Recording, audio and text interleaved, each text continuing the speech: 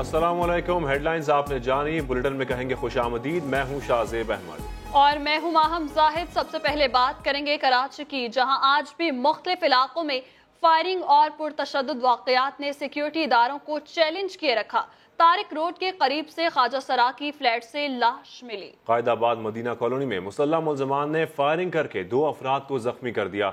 जख्मियों की शिनाख्त जुल्फिकार और सरफराज के नाम से हुई है। मजीद तफसीलात जानते हैं इस रिपोर्ट में।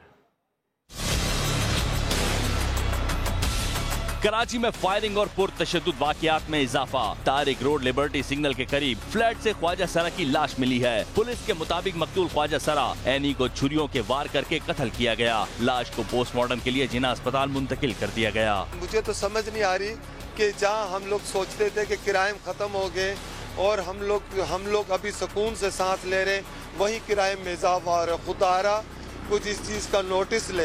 उधर कायदाबाद मदीना टाउन में फायरिंग के वाक़े में 2 अफराद जख्मी हो गए। जख्मियों की शनाख्त जुल्फिकार और सरफराज के नाम से हुई है। SSP मलिर के मुताबिक फायरिंग का वाकया जाती दुश्मनी पर पेश आया। जाए वकुआ से गोलियों के खौल और दीगर शवाहिद इकट्ठे करके तफ्तीश शुरू कर दी गई, जबकि जख्मियों के बयानात भी कलम बंद कर लिए गए। पसंद की शादी करने वाला जोड़ा तो ना मिला। मुलजमान 8 माह की खतीजा की जान ले गए। पिस्तौल में गोली ना फंसती तो मजीद लाशें गिर सकती थी। कराची मंगूपीर में अलमनाक वाक़े की तफसीलात देखते हैं इस रिपोर्ट में। कंबर शहजाद कोर्ट से शुरू होने वाली दुश्मनी कराची में 8 माह की मासूम की जान ले गई। जनवरी में कंबर शहजाद कोर्ट में लड़की ने फरार होकर पसंद की शादी कर ली। अहले खाने को इत्तला मिली कि लड़की कराची में महमूद के घर पर है, तो 3 नकाबपोश अफराद गुज़िश्ता रात मंगोपीर में महमूद के घर में घुसे और अंधाधुन फायरिंग की। पसंद की शादी के दुश्मनों की गोली 8 माह की मासूम खतीजा की जान ले गई। इन बंदे थे, 2 ऊपर बैठे हुए थे, एक जो अंदर था वो फायर करके चला गया। पड़ोसी ने बताया कि मुल्जिमान ने इससे पहले भी धमकियां दी थी। धमकियाँ तो तकरीबन 3-4 महीने से इसको मिल रही थी, तो हम तुम्हारे को मार देंगे, ये करेंगे, वो करेंगे। पसंद की शादी के खिलाफ अपना कानून बनाकर लोगों की जिंदगियां उजाड़ने वालों को ना रोका गया तो न जाने और कितनी जाने इसी रिवायत की भेंट चढ़ जाएंगी। कराची से एक और तालिबा लापता हो गई। पुलिस 37 दिन बाद भी अरूज का सुराग ना लगा सकी। आमिर मजीद। कराची में निजी मेडिकल यूनिवर्सिटी की तालिबा 21 साला उरूज सिद्दीकी 8 मार्च को घर से पार्लर जाने के लिए निकली थी, लेकिन वापस ना लौटी। 2 रोज तक अहले खाना तलाश करते रहे। मालूम न हुआ तो अहले खाना ने शारे फैसल थाने में अगवा का मुकदमा दर्ज करा दिया। मुकदमे में उरूज के क्लास फेलो हसन को नामजद किया गया, जिसने जमानत हासिल कर रखी है। उरूज के साथ पढ़ने वाले दीगर तमाम लड़के और लड़कियों को भी शामिल तफ्तीश किया गया। पुलिस को कॉल डेटा रिकॉर्ड से भी कुछ हासिल न हो सका, जबकि CCTV फुटेज भी न मिली। SSP investigation east 1 doctor Farooq ने बताया कि अब तक की तहकीकात में कोई कामयाबी हासिल न हो सकी। जामिया कराची की तालिबा अक्सा की मौत कैसे हुई? मेडिकल रिपोर्ट में मौत का सबब बनने वाली चोट का जिक्र ही नहीं। क्या पुलिस और अस्पताल इंतजामिया मौत की वजह छुपा रहे हैं? देखते हैं इस रिपोर्ट में। जामिया कराची की तालिबा अक्सा महबूब आलम, जो 3 अप्रैल को जामिया कराची से निकली, लेकिन सिद्दीक नामी नौजवान इसे रात 10 बजे जिना अस्पताल लेकर आया। सिद्दीक ने बताया था कि मज़ार कायद के करीब अक्सा का दुपट्टा पहिए में आने की वजह से वो गिरी और सर पर चोट लगी। 9 अप्रैल को अक्सा की मौत हो गई, लेकिन कैसे? मेडिकल रिपोर्ट में मौत का सबब बनने वाली चोट तो दर्ज ही नहीं की गई। जिना अस्पताल के additional police surgeon doctor Siraj ने एतराफ किया कि अक्सा का मेडिकल एग्जामिनेशन हुआ ही नहीं। तो मरीज की हालत जब सही नहीं होती है तो फिर हम वेट करते हैं कि उसका जो है पूरा चेक करें, उसके बाद वही चीजें लिखे जो ऑलरेडी है। जबकि इससे पहले मामले को उलझाने के लिए जिना अस्पताल की रसीद में वाक़े की जगह, थाने की हुदूद सब उल्टा लिखा गया। अक्सा को अस्पताल लाने के 5 दिन बाद मेडिकल एग्जामिनेशन की रिपोर्ट बनाई गई। अक्सा का पोस्टमार्टम भी न हो सका। आमिर मजीद, समा, कराची। और घोटकी की 9 मुस्लिम बहनों के केस में ड्रामाई मोड़ आया है। इंक्वायरी कमीशन की रिपोर्ट में इंकशाफ हुआ है कि लड़कियों के वालिद ने वाक़े के बाद बेटियों की उम्र 3 से 4 साल कम कराने की कोशिश की। हरिराम ने नादरा से अपने बच्चों की कुल तादाद भी छुपाई। तफसीलात देखते हैं इस्लामाबाद से सुहेल रशीद की रिपोर्ट। घोटकी की 2 बहनों के तब्दीली मजहब और शादी का मामला। इंक्वायरी रिपोर्ट ने वालिद की तरफ से बेटियों की उम्र में रद्दोबदल का भांडा फोड़ दिया। हरिराम की नादिया और आसिया की उम्र 3 से 4 साल कम करने की कोशिश। नादरा को लड़कियों की पैदाइश का साल 2006 दर्ज करने की दरखास्त, लेकिन स्कूल रजिस्टर में तो एक बहन की तारीख पैदाइश 2002 और दूसरी की 2003 लिखी है। वालिद ने दोनों बेटियों के बेफाम बनाने की दरखास्त भी उनके घर से जाने के 2 रोज बाद दी। हरिराम ने नादरा से अपने बच्चों की कुल तादाद भी छुपाई। 10 बच्चों के बाप हरिराम के सिर्फ 3 बच्चे नादरा में रजिस्टर्ड हैं। नादिया और आसिया के शोहरों की ये पहली नहीं बल्कि दूसरी शादियां हैं। तफ्तीशी रिपोर्ट के मुताबिक बरकत अली पहले से 3 जबकि सफदर अली 4 बच्चों का बाप है। रुख करेंगे शेखुपुरा का, जहां मेहंदी की तकरीब के दौरान हवाई फायरिंग से 2 अफराद जाँ बहक और 1 जख्मी हो गया। शहबाज खान की रिपोर्ट देखिए। शेखुपुरा में गोलियां चलने से 2 अफराद की जान चली गई। फेरोज वटवा में मेहंदी की तकरीब के दौरान अंधाधुंध हवाई फायरिंग से डेरे में बैठे आतिफ और अजहर जाँ बहक हो गए। तुफैल को जख्मी हालत में लाहौर के मियो अस्पताल मुंतकिल किया गया। इलाका मकीनों ने इल्जाम आयद किया कि दूल्हे के दोस्त नशे की हालत में फायरिंग कर रहे थे। दूल्हे के दोस्तों ने शराब पी हुई थी। शराब के नशे में अंधाधुंध फायरिंग करते वक्त उनके 2 आदमी मर गए। पुलिस ने मुकदमा दर्ज करके मुल्जिमान की तलाश शुरू कर दी। मुकदमा दर्ज कर लिया, एक गिरफ्तार कर लिया, बकायदा छापे मार रहे हैं। लाशों को पोस्टमार्टम के बाद बुरसा के हवाले कर दिया गया। शहबाज खान, समा, शेखुपुरा। और अब आपको बताएं, कोयटा में खुदकुश धमाके के बाद हजारा बरादरी का एहतजाज अब भी जारी है। मुजाहिरीन कहते हैं मुल्जिमान की गिरफ्तारी तक धरना जारी रहेगा। वाक़े का मुकदमा CTD थाने में नामालूम अफराद के खिलाफ दर्ज कर लिया गया। कोयटा हजारगंजी में धमाके के बाद फिजा सोगवार। वाक़े के बाद हजारा बरादरी का एहतजाज दूसरे रोज भी जारी। मुजाहिरीन का मगरिबी बाईपास पर धरना। एहतजाज में खवातीन और बच्चे भी शरीक।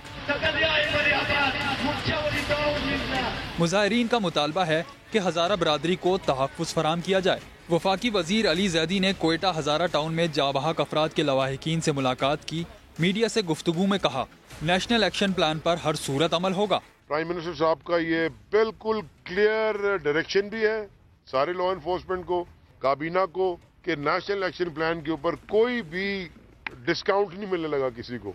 धमाके का मुकदमा CTD थाने में नामालूम अफराद के खिलाफ दर्ज कर लिया गया। घर पर मुलाजमीन रखें लेकिन एहतियात से। रहीम यार खान में 9 सरबाज खवातीन घर का सफाया कर गईं।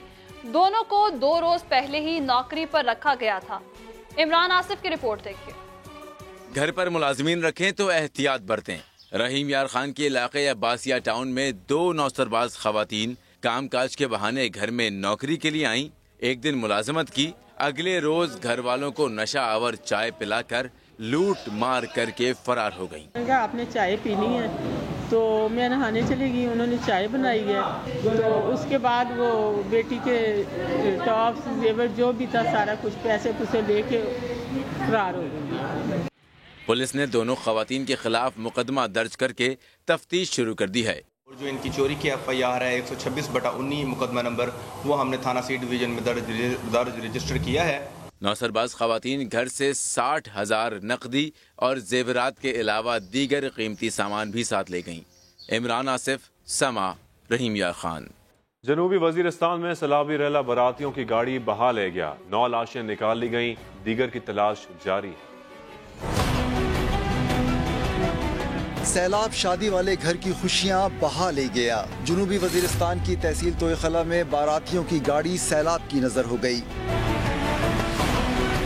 गाड़ी में बच्चों और खवातीन समेत 15 से ज्यादा अफराद सवार थे। हादसे की इत्तला मिलते ही मकामी लोग और लेवीज एहलकार पहुँचे। एक बच्चे को जख्मी हालत में निकाल लिया गया। खैबर पख्तूनख्वा हुकूमत ने जाँ बहक अफराद के लवाहिकीन के लिए 3-3 लाख जबकि जख्मियों के मुफ्त इलाज समेत 1-1 लाख रुपए माली इमदाद का ऐलान किया है। बोलान के पहाड़ी सिलसिले में सैलाबी रेले के बायस 150 से जायद हिंदू यात्री महसूर हो गए। मुस्लिम बाग में वैन सैलाबी रेले में फंस गई। पशीन के तहसील बोस्तान में 4 अफराद रेले में बह गए। बोलान के पहाड़ी सिलसिले में सैलाबी रेला, 150 से जायद हिंदू यात्री फंस गए, यात्रियों के ऊंट बह गए, वापसी के तमाम रास्ते मुनक़ते हैं। मुशीर वजीर आला बलूचिस्तान दिनेश कुमार कहते हैं यात्रियों से राब्ता हो गया, उनकी वापसी के लिए इक़दामात किए जा रहे हैं। हिंद से और बलूचिस्तान से यात्री जाते हैं, हरीसर देवता का मंदिर है, बारिश की वजह से अचानक सैलाबी रेले आ गए, जिसकी वजह से वो वहाँ मैसूर हो गए। से राब्ता हुआ है, वो खैर खैरियत से, और कोशिश करें कि अगर मौसम ने इजाजत दी तो हम हेलीकॉप्टर के थ्रू उन्हें रेस्क्यू करेंगे। हिंदू यात्री बैसाखी का त्यौहार मनाने हरीसर देवता मंदिर गए थे। उधर पेशीन के इलाके खानुजई के करीब नदी में 4 अफराद डूब गए। मुस्लिम बाग के इलाके गवाल में बारातियों की वैन सैलाबी रेले में फंस गई। खवातीन और बच्चों से भरी वैन को कई घंटों की जिद्दोजहद के बाद निकाल लिया गया। नवाज खानदान के बाद शहबाज खानदान की बारी आ गई। आमदन से ज्यादा असासों के केस में नैब ने शहबाज शरीफ की पूरी फैमिली को तहकीकात के लिए तलब कर लिया। नैब की टीम नोटिस देने शहबाज शरीफ की बेटी के घर भी पहुंची। हमजा शहबाज, उनकी वालिदा और 2 बहनों को आइंदा हफ्ते तलब किया गया।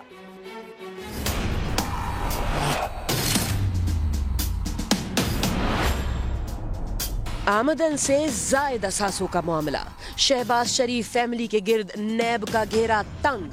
हमजा शहबाज के साथ उनकी बहनों और वालिदा को भी शामिल तफ्तीश कर लिया गया। हमजा शहबाज को 15 और 16 अप्रैल, नुसरत शहबाज को 17 अप्रैल, राबिया शहबाज को 18, जबकि जवेरिया शरीफ को 19 अप्रैल को तलब किया गया है। हमजा शहबाज के तर्जुमान अता ताराड़ ने नैब पर हिरासानी का इल्जाम लगा दिया। ऐसी क्या जरूरत पेश आ गई कि एक खातून अकेली घर में हैं और आप उनको नोटिस देने के लिए पुलिस की नफरी साथ भिजवा देते हैं। नून लीग की तर्जुमान मरियम औरंगजेब भी नैब पर बरस पड़ी। कहा, घरों का घेराव करके नोटिस वसूल करवाए जा रहे हैं। नैब ने मरियम औरंगजेब का इल्जाम मुस्तरद कर दिया। नैब एलामिये में कहा गया है, ये कोई छापा नहीं मारा गया, सिर्फ नोटिस वसूल कराया गया है। पुलिस की एक गाड़ी नैब टीम की सिक्योरिटी के लिए साथ थी। चादर और 4 दीवारी का तकद्दुस पामाल हो रहा है। मेरी बीमार वालिदा और बहनों को भी नोटिस भेज दिए। हमजा शहबाज लाहौर में प्रेस कॉन्फ्रेंस के दौरान फट पड़े। हमजा शहबाज ने DG नैब लाहौर शहजाद सलीम से मुतालिक भी अहम इंकशाफात किए। क्या कहा, सुन लेते हैं। मुझे खबर आई कि जी मेरी 2 बहनों को भी नोटिस आ गए। मुझे मेरी बहन का फोन आया, हमारे घर के आगे पीछे घेरा किया हुआ है, इस तरह नोटिस जारी किए जाते हैं। मेरी बीमार वालिदा, उनको भी कॉल अप नोटिस आज ही आ गया है। मैं ऐसे नहीं कहता कि ये नैब और न्याजी गठजोड़। मेरा दिल था कि ये राज मेरे सीने में रहते। DG नैब का जाली डिग्री का मामला चल रहा था। मैं बतौर कायदे हिज़्ब इख्तिलाफ पंजाब असेंबली बेल के बाद बुलाया गया। मेरी गाड़ी को DG नैब के दफ्तर के बाहर पार्क करवाया गया। मुझे बड़ा प्रोटोकॉल दिया जाता है। वो DG नैब आपसे मिलना चाहते हैं। वहाँ पर दूध पत्ती बड़ी मशहूर है। वो कहते हैं जी हमजा साहब के लिए दूध पत्ती लेके आए। वो DG नैब शहजाद सलीम साहब फरमाते हैं, मुझे कहने लगे कि हमजा साहब, ये आपकी असेंबली में मेरी जाली डिग्री की करारदाद क्यों जमा हुई, इसको मेहरबानी करके वापस ले, मैं बड़ा परेशान। इसके बाद कॉल अप नोटिस आपको नहीं आएगा। मैं आपको हकीकत बता रहा हूँ। फिर कहते हैं कि आप क्यों नहीं हुकूमत से बात करते, इस सारे मामले को हम रफा दफा कर सकते हैं। लाहौर में प्रेस कॉन्फ्रेंस के दौरान हमजा शहबाज को बार बार अब्बू याद आते रहे। मुशर्रफ दौर का जिक्र करते हुए जज्बाती होकर बोले कि उन्होंने अपने वालिद का खत आज तक संभाल कर रखा है, जिसे वो रोज पढ़ते हैं। मैंने तो भैया जब 18 साल का था ना, गवर्नमेंट कॉलेज में स्टूडेंट था, उस वक्त 7 महीना अडियाला जेल में रह के आया था। इस नैब के दफ्तर के बाद 6-6 घंटे बैठता था। मेरा ना माँ था ना बाप था, मुझे वो दिन नहीं भूलता जब मेरा बाप कैंसर के मूजी मर्ज में मुब्तला था और ऑपरेशन थिएटर जा रहा था। उसका खत आज मैं रोज पढ़ता हूँ। उसने लिखा था कि हमजा शहबाज, मैं तुम्हारा रास्ता तक रहा था, मैं ऑपरेशन थिएटर में जा रहा हूँ, पता नहीं वापस लौटूंगा कि नहीं लौटूंगा। अगर वापस न लौटा तो अपने भाइयों का, बहनों का बाप तुम्हें बनना है। वो रोज लेटर मैं पढ़ता हूँ। मुझे जाने की इजाजत नहीं थी पाकिस्तान से। आज ये मनी लॉन्ड्रिंग के मुझ पे इल्जाम लगाते हैं, मेरे वालिद पे लगाते हैं, मेरी माँ को नोटिस देते हैं। मैं बड़ा गुनाहगार हूँ। मुझे वालिद ने यही सिखाया है कि आप इज्जत की दाल रोटी उस शान और शौकत से बेहतर है जिसपे लोग उंगलियां उठाएं कि ये चोरी का पैसा है। लाहौर हाई कोर्ट की जानिब से भी आपको बताएंगे, लेकिन अभी आपको बताएं साबिक सदर आसिफ अली जरदारी का कहना है कि शहबाज शरीफ की साहबजादी के घर नैब का छापा काबिल मजम्मत है। चादर और चार दीवारी को सिर्फ बुज़दिल पामाल करते हैं। तर्जुमान नैब कहते हैं कि हमजा शहबाज इल्जामात की बजाय तहकीकात का जवाब दें। तर्जुमान नैब का हमजा शहबाज के इल्जामात पर रद्द-ए-अमल। कहा, लीगी रहनुमा की सब बातें लोग और बेबुनियाद हैं। डीजी नैब ने अपनी डिग्री पर हमजा से कभी कोई बात नहीं की। अगर ये बात हुई तो वो पहले क्यों खामोश रहे। तर्जुमान के मुताबिक हमजा शहबाज के इल्जामात कसियानी बिल्ली खंबा नोचे के मुतरादिफ हैं। उधर वजीर आला पंजाब के तर्जुमान शहबाज गिल भी मैदान में आए। नून लीगी रहनुमा को करारा जवाब दिया। आपकी खवातीन हमारे लिए भी काबिल इज्जत हैं। हम उनकी वैसे ही इज्जत करते हैं जैसे हम अपनी खवातीन की इज्जत करते हैं। जब इदारे आपसे कोई बात पूछते हैं तो आप ऐसे रिएक्ट करते हैं जैसे इदारों ने कोई जुर्म कर लिया। इमोशनल ब्लैकमेलिंग में चीजों को न लाए, बल्कि चीजों का जवाब दें जो आपसे पूछी जा रही है कि ये जो इतना सारा पैसा है ये किधर से आया। शहबाज गिल का कहना था कि शरीफ फैमिली के तमाम अफराद बैरून मुल्क फरार होने की बजाय नैब की तहकीकात का सामना करें। लाहौर हाई कोर्ट की जानिब से सजा मुअत्तल होने के बाद लीगी रहनुमा हनीफ अब्बासी को रिहा कर दिया गया।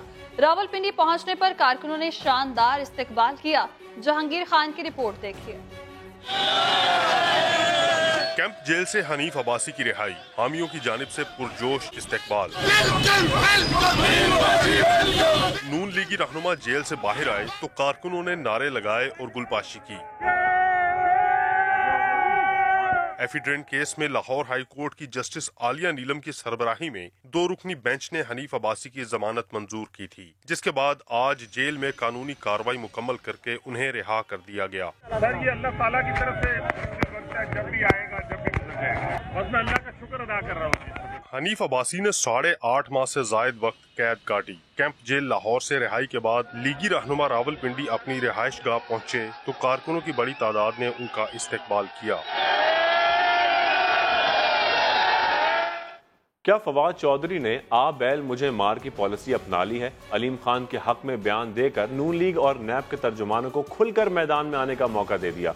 एक तरफ मरियम औरंगजेब हुकूमत पर बरस रही हैं तो दूसरी तरफ नैब ने भी फवाद चौधरी के खिलाफ कार्रवाई का इंदिया दे दिया। अलीम खान को नाकर्दा गुनाहों की सजा सिर्फ अपोजिशन के शोर की वजह से दी जा रही है। वजीर इत्तलात का ये ट्वीट पैगाम तो शायद अपने ही पांव पर कुल्हाड़ी मारने के मुतरादिफ साबित होने लगा। एक तरफ नून लीग ने कड़ी तनकीद के लिए आस्तीनें चढ़ा ली तो दूसरी जानब नैब ने फवाद चौधरी के बयानात का पोस्टमार्टम करने का ऐलान कर दिया। तर्जमान नैब की जानिब से जारी करदा बयान में कहा गया, देखेंगे कि ये बयानात नैब मुकदमात पर असरअंदाज होने की कोशिश या नैब ऑर्डिनेंस की खिलाफ वर्जी तो नहीं। ये भी वाजे कर दिया गया कि अगर ऐसा कुछ भी हुआ तो फिर फवाद चौधरी के खिलाफ कार्रवाई होगी। नैब तर्जमान के सख्त बयान से पहले ही तर्जमान नून लीग मरियम औरंगजेब ने अपना सख्त रद्द-ए-अमल भी दाग दिया। बयान में कहा कि फवाद चौधरी ने खुद ही तस्लीम कर लिया कि नैब आजादाना काम नहीं कर रहा और वजीर इत्तलात के बयान से ये तस्दीक भी हो गई कि अपोजिशन के खिलाफ नैब कार्रवाइयों को बैलेंस करने के लिए ही अलीम खान को काले कानून की नजर किया गया। फवाद चौधरी ने नैब के एलामिये पर रद्द-ए-अमल देते हुए कहा कि नैब के रवैये से अंदाजा होता है कि वो काबिलियत के किस कदर संजीदा बहरान का शिकार है।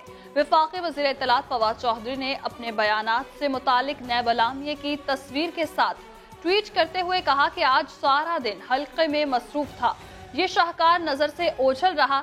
उन्हें ये नहीं मालूम कि जमानत देना इनका इख्तियार नहीं तो मुदाखलत कैसे हुई, ये पेचीदा मुकदमा कहाँ से हल करेंगे। नैब फजूल बयानात के बजाय काम पर तवज्जो दे। शहर इक़्तिदार में क्या चल रहा है, क्या कुछ बड़ा करने की तैयारी की जा रही है? आसिफ जरदारी ने एक हफ्ते में मौलाना फजलुर रहमान से दूसरी मुलाकात की है, अयादत की और सियासी सूरत हाल पर भी तबादला ख्याल हुआ। कप्तान को घर जाना पड़े, कप्तान को घर जाना पड़े। हुकूमत को टफ टाइम देने के जतन, अपोजिशन की मुलाकातों में तेजी आ गई। आसिफ जरदारी की एक हफ्ते में JUI सरबराह से दूसरी मुलाकात। साबिक सदर और मौलाना फजलुर रहमान की चंद रोज पहले भी मुलाकात हुई थी, जिसके बाद JUI सरबराह बीमार होकर अस्पताल जा पहुंचे थे। मौलाना फजलुर रहमान अस्पताल से घर मुंतकिल हुए तो आसिफ जरदारी उनकी अयादत के लिए जा पहुंचे। मफाहमत के बादशाह ने JUI सरबराह की खैरियत दरियाफ्त की। अयादत के साथ साथ मुल्क की सियासत पर भी तबादला ख्याल किया गया। जाली अकाउंट्स केस में आसिफ जरदारी का तहरीरी जवाब नैब को मौसूल हो गया। 55 सवालों का जवाब देने में 24 दिन लगा दिए। साबिक सदर ने तमाम इल्जामात से साफ इनकार कर दिया। सुहेल रशीद की रिपोर्ट। जाली अकाउंट्स का मामला नैब और जाली अकायद की कानूनी जंग जोरों पर। बुलेट प्रूफ गाड़ियों के केस में नैब ने आसिफ अली जरदारी की दरखास्त जमानत नाकाबिल समाअत करार देने की इस्तदा कर दी। इस्लामाबाद हाई कोर्ट में दायर बड़े साहब की दरखास्त जमानत पर जवाब जमा। नैब का मौक़िफ़ है कि जरदारी साहब गाड़ियों की खरीदारी के ज़राए आमदन बताने में नाकाम रहे, तफ्तीश में ताउन भी नहीं कर रहे। पार्क लेन कंपनी और लग्जरी गाड़ियों से मुतालिक नैब को आसिफ अली जरदारी का जवाब मौसूल। साबिक सदर ने नैब के 55 सवालात के जवाबात 24 रोज बाद दिए। तमाम इल्जामात बेबुनियाद करार। जाली अकाउंट से तो मुकम्मल लाताल्लुकी का ही इजहार कर दिया। तहरीरी जवाब में आसिफ अली जरदारी ने बताया है कि पार्क लेन कंपनी 1989 में सदरुद्दीन हाशवानी से खरीदी। सिर्फ 25% हिस्सा का मालिक था। सदर ममलिकत बनने से पहले डायरेक्टरशिप से इस्तीफा दे दिया था। DG नैब रावलपिंडी इरफान मंगी ने जवाब स्क्रूटनी के लिए JIT को भिजवा दिया। इसी केस में बिलावल भुट्टो का अभी तक नैब को कोई जवाब मौसूल नहीं हुआ। बिलावल भुट्टो ने घोटकी से विफाक पर तनकीद के तीर बरसा दिए। जवाब में हुकूमती वजीर मुराद सईद भी मैदान में आ गए। क्या कहा आप भी देखिए। खान साहब बिल्कुल आए, यहाँ बार बार आए सिंध में, लेकिन यहाँ आकर सिंध के अवाम को धोखा ना दे। Chairman Peoples Party Bilawal Bhutto ने वज़ीर आज़म इमरान खान के सिंध में जलसों पर एतराज कर दिया। साथ ही बिला इम्तियाज इंसाफ के लिए पीपल्स पार्टी का फार्मूला भी पेश कर दिया। अगर आप फौजी हो या जज हो या सियासतदान हो, एक कानून होना पड़ेगा, तब इंसाफ होगा। अनफॉर्चुनेटली खान साहब की सियासत जो है वो नैब से शुरू होती है, नैब से ख़त्म होती है। जवाब में हुकूमती वजीर मुराद सईद ने सिंध की हालत जार बयान कर दी। सबसे ज्यादा साफ पीने के पानी के मसाइल जो है वो सिंध के अंदर है। स्टेट बैंक की रिपोर्ट के मुताबिक पाकिस्तान के अंदर सबसे ज्यादा गुर्बत इस वक्त सिंध के अंदर है। साथ ही उन्होंने खबरदार किया कि बिलावल भुट्टो का एहतिसाब से डरना चाहिए। मुराद सईद ने कहा सिंध में शोबे तालीम और सेहत की हालत तबाह हो चुकी है। MQM पाकिस्तान ने बिलावल भुट्टो जरदारी के साथ चलने की पेशकश मुस्तरद कर दी। अमीनुल हक कहते हैं पीपल्स पार्टी करप्ट है, नाअहल है। MQM पाकिस्तान PP के साथ नहीं चल सकती। बिलावल भुट्टो साहब ने थर में ऐलान किया कि एक और यूनिवर्सिटी, थर में 2 यूनिवर्सिटी बनाई जाएगी। MQM के वसील कल्बी और वसील नजरी देखें कि 10 मिनट के अंदर अंदर उनके इस ऐलान का खैरमकदम किया। लेकिन पाकिस्तान पीपल्स पार्टी क्या है कि जब हैदराबाद में यूनिवर्सिटी बनाने का ऐलान किया जाता है तो बिलावल भुट्टो साहब फरमाते हैं कि पाकिस्तान पीपल्स पार्टी इसको कोर्ट में चैलेंज करेगी। पाकिस्तान पीपल्स पार्टी करप्ट है, नाअहल है, और जिसे कहते हैं 3 चीज़ें उनकी बड़ी मशहूर हैं, करप्शन, फेवरेटिज्म और निपोटिज्म। तो इस तरीके से MQM पाकिस्तान उनके साथ नहीं चल सकती है। Welcome back. आर्टिकल 149 इस्तेमाल करने का वक्त आ गया है। MQM ने वज़ीर आज़म इमरान खान से सिंध में मुदाखलत करके शहरियों को हकूक दिलवाने का मुतालबा कर दिया। खालिद मकबूल सिद्दीकी कहते हैं सिंध तकसीम हो चुका है, बस ऐलान बाकी रह गया है। सिंध 2 है, इसका ऐलान होना बाकी है।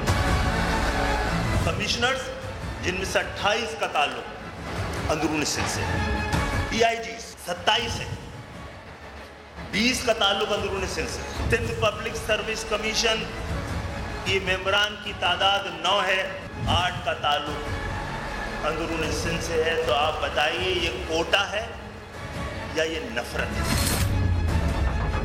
वज़ीर आज़म पाकिस्तान से मुतालबा कर रहे हैं कि अपने इख्तियारात को इस्तेमाल करते हुए सिंध के शहरी इलाकों के लोगों को उनका हक दिलवाएं। 3 लाख नौकरियां बेची गई हैं गुज़श्ता चंद सालों में। नैब किसने बनी है? तनख्वाह लेने के लिए? इसकी तहकीक कराना उसकी जिम्मेदारी नहीं। एडी ख्वाजा के बाद क्या IG सिंध कलीम इमाम से भी सिंध हुकूमत की ठन गई? मुर्तजा वहाब कहते हैं पुलिस का काम कॉन्फ्रेंस करना नहीं, पुलिसिंग करना है। इसमें पुलिसिंग करना पुलिस का काम है, वर्दी का काम है, और कानून साजी करना, पॉलिसी बनाना हुकूमत का काम है। मसलिहत के अलावा कुछ नजर नहीं आता, हर चीज़ में मसलिहत है। मुझे ऐसा लगता है कि पुलिस के अफसरान भी अब पॉलिसी मेकर हो गए। पॉलिसी बनाना उनका काम है। आज ऐसा ना करें, आज वैसा ना करें, आपकी चीज़ें खराब हो जाएंगी आपने जो किया। पुलिस क्या एक्सपेक्ट करती है हमसे? सवाल करना छोड़ दें। अगर ये पॉलिटिकल इंटरफेरेंस है तो मेरे भाई ये पॉलिटिकल इंटरफेरेंस जारी रहेगी। जो असूल और जो कानून और जो कि जिस चीज़ के लिए पुलिस को तवज्जो देनी चाहिए उससे हटाने की उसको कोशिश की जाए। अगर इरशाद रांझानी को सड़क पे मार दिया जाएगा, उसको पुलिस स्टेशन ले जाया जाएगा बजाय इसके कि उसको अस्पताल लेके जाए, तो क्या गवर्नमेंट हरकत में नहीं आएगी? और सिंध पुलिस के बाद जेल पुलिस भी सियासी शख्सियात के दबाव में है। सियासी शख्सियात अफसरान को हटाती और लगाती हैं। अहमद रहमान खान की रिपोर्ट। सेंट्रल जेल में कैद सियासी शख्सियात ही जेल पुलिस के हाकिम बन गए। आईजी जेल मुजफ्फर आलम भी सियासी शख्सियात के हाथों मजबूर। Senior deputy superintendent Imtiaz Ahmed Sheikh ने सियासी बुनियादों पर की गई तकर्री और तबादलों पर आवाज उठाई और आईजी जेल को खत में लिखा कि जूनियर अफसरान इशफाक अहमद, अब्दुल खालिक आगा, अब्दुल करीम अब्बास और आगा जुल्फिकार को दी गई हैं सीनियर पोजीशन। 8 अप्रैल को मुअत्तल असिस्टेंट सुपरिटेंडेंट सईद अहमद को भी सियासी शख्सियत ने अगले ही दिन दोबारा बहाल करवाया, लेकिन आईजी जेल ने अब तक खत पर कोई एक्शन नहीं लिया। अहमद रहमान खान, समा, कराची। और औलिया की सरजमीन मुल्तान में बीबी मेहरबान का मज़ार, जिसकी खूबसूरती 1000 साल बाद भी बरकरार है। अमजद मलिक की रिपोर्ट। हसीन नक्शो निगार, पायदारी और तारीख का अकास, मुल्तान का बीबी मेहरबान का मकबरा।